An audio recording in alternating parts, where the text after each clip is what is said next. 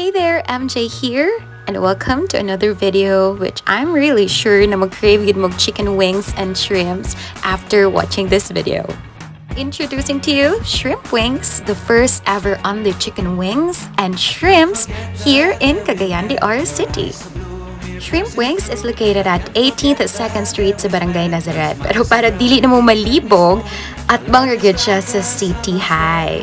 So yun nga, once you enter the place, ay grabe, humot ka ay nagsagol ang humot sa chicken wings. At the same time, ang mga flavors sa shrimps, ay grabe. Sobra ka makagutom. Now this is the best part.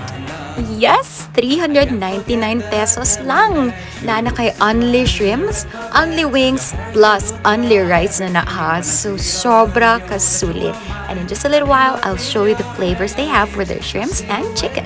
There, flex ko lang ang mga bagets ng mga owners, Trixie and Christopher. So, ayan, aura-aura muna. We also shoot an ad for shrimp wings that time.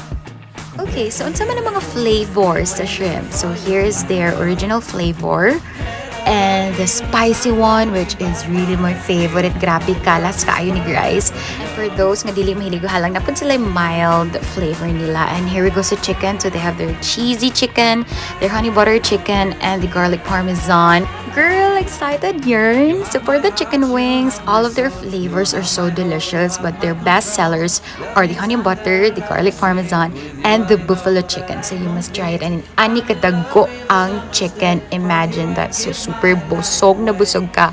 That's why really perfect for only kainan with your barkada. So again, for only 399 pesos, you got only shrimps, only wings, plus only rice. Alright, so don't miss the chance to try out Shrimp Wings. And they're gonna be opening their Uptown branch this February. So see you there, and thank you so much for watching.